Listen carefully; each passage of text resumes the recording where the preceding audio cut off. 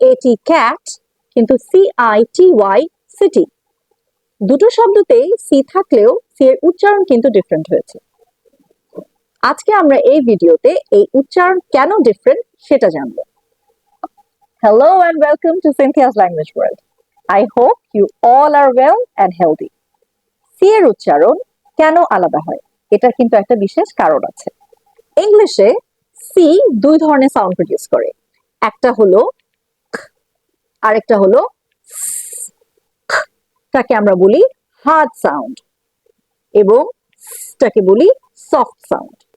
এখন নিয়মটা হলো সি এর ঠিক পরে যদি আই ই অথবা ওয়াই থাকে তখন সি প্রোনাউন্স করবে সাউন্ড, তার মানে ওর সফট সাউন্ডটা প্রোনাউন্স করবে।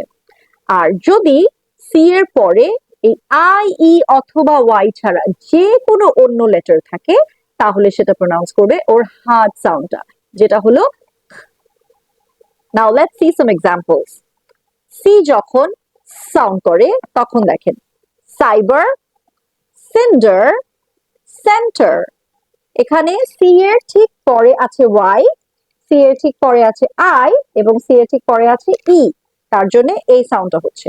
কিন্তু এটাতে ক্যাপ, কোক এন্ড কাপ, কারণ সি এর পরে আই ই অথবা ওয়াই নেই, আছে এ ও অথবা ইউ।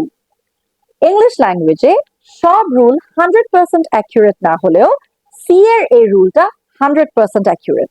তার জন্য এটাকে যদি আপনারা মেনে চলেন তাহলে সি এর প্রোনাউন্সিয়েশন আপনাদের কখনোই ভুল হবে না। আশা করি আমার এই ভিডিওটা আপনাদের ভালো লেগেছে।